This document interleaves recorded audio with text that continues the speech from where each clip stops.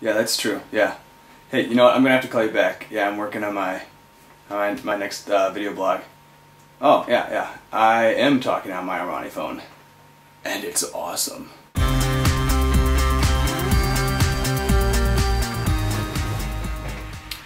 So everyone, whoa, this is my Japanese phone. Oh baby. It even glows red! There's a few cell phone providers here in Japan, and I decided to go with Softbank because they had this bad boy. And this guy took me 3 whole days to get. It was a pain in the butt. So the first day that I tried to get my cell phone, I get to Shibuya, I'm super excited, I'm like, I can finally call the people that I've met around campus and everyone, and we don't have to just meet somewhere. We can just call each other and be like, okay, where are you? I'm right here. Okay. So we get up to the counter and we're like, alright, let's get phones. Let's get some phones. And they're like, you need your passports. And we're like, uh-oh, did not bring those. Not bringing your passport out when you go around Japan is a really stupid thing. Because police like to pull over people for no reason in Japan. As long as you look suspicious, they might stop you. And if you don't have your passport, you're basically screwed. In order to get a cell phone in Japan, you just need an address, you need some cash, and you need your passport or your gaijin card. And a gaijin card you can get at the immigration center or a city hall. And the gaijin card basically is an official outsider card, which means you can get away with just about anything in Japan, except for things found in Pirates Code. Like rape, plunder, or murder. Arrgh. Other than those 3 things, probably the most illegal thing you can do in Japan is smoke pot or marijuana. It is highly illegal. I suggest if that's your thing, don't come to Japan because they will blacklist you, they'll kick you out and you'll never be able to come back. So, don't do drugs. But back to talking about cell phones. The second day, we go to Shibuya again, and we decide to, check it out a little bit. Me and a group of friends, and so we were walking around Shibuya, and then we lose track of time, and then we end up at Softbank right as it's closing, and they have a line about like 40 people long, so we're like, okay, we can't get our phones today. But then the ladies at the counter, they didn't really we didn't really speak much Japanese, and they didn't understand English very well. But we managed to get across that we wanted to reserve some cell phones, and so they're like, yes, we can reserve cell phones for you. So we did. And then the third day of trying to get a cell phone, we decided to get off at Harajuku Station instead of Shibuya, because it cost about $1.90 extra to go all the way to Shibuya. So we're like, we'll walk from Harajuku, it can't be that far. It was only an hour and a half long. And I had like 3 blisters after it. Who doesn't love blisters? I love them. They're so much fun. I'm kind of lying. But we did stumble across this really cool park. And I've got some footage from it.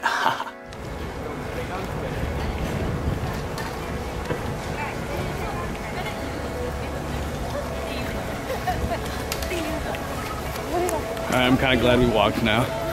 Yeah, this is cool. Yeah. What's epic. What's up, Nico? What's up? I'm the leader of this group.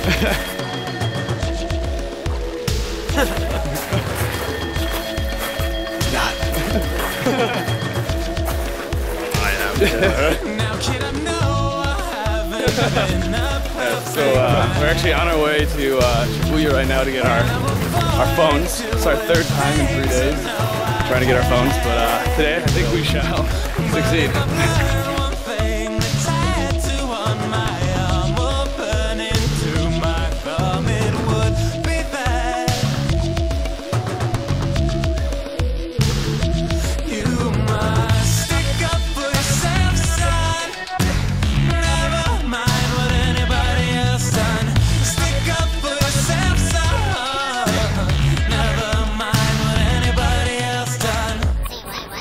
Oh, the ninja just disappeared into the darkness. Or the light, I suppose. He was wearing white and blue. I got a picture. Oh, my smelling was a formidable foe. The ambling up was 2 at least, that's what I'm told. But if you learn one thing, you learned it well in June. You must give fascists hell, they'll run, but they can't hide. You must stick up for the south side.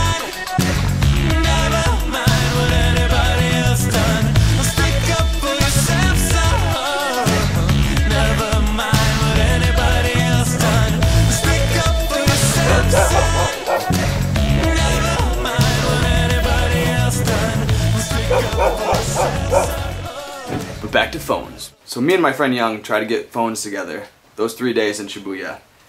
And on the third day, after we made our way through the park, we head to the Shibuya Softbank.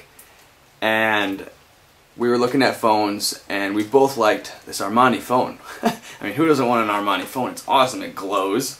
And stuff like that. That's really it. But it's got this eagle too. That's cool. Look at that. But they only had one left.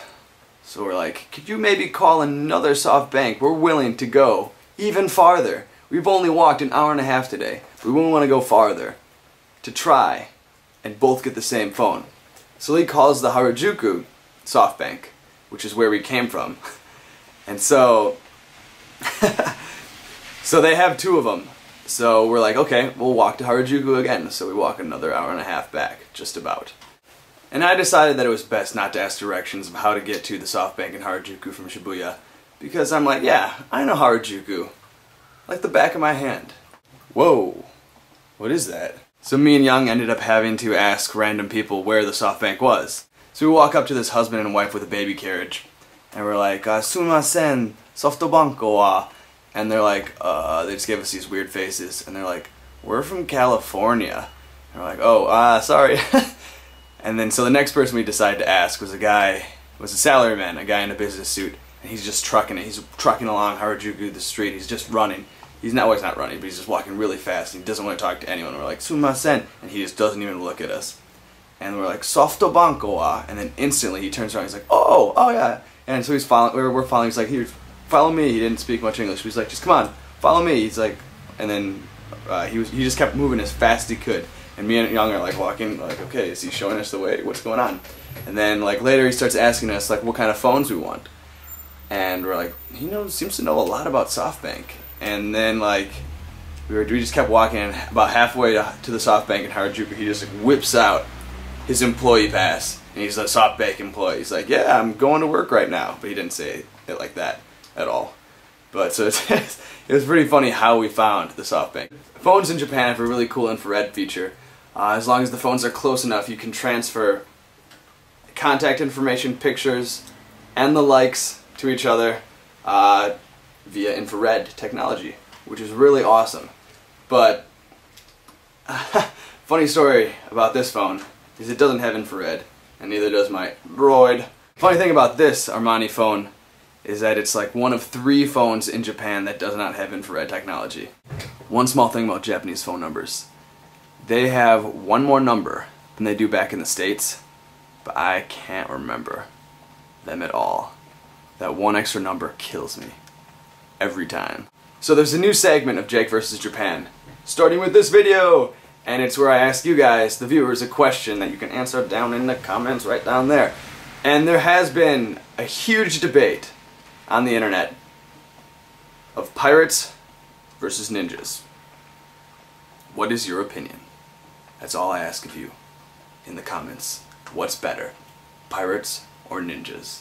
And if you're not sure, watch this clip at the end. It may sway your decision.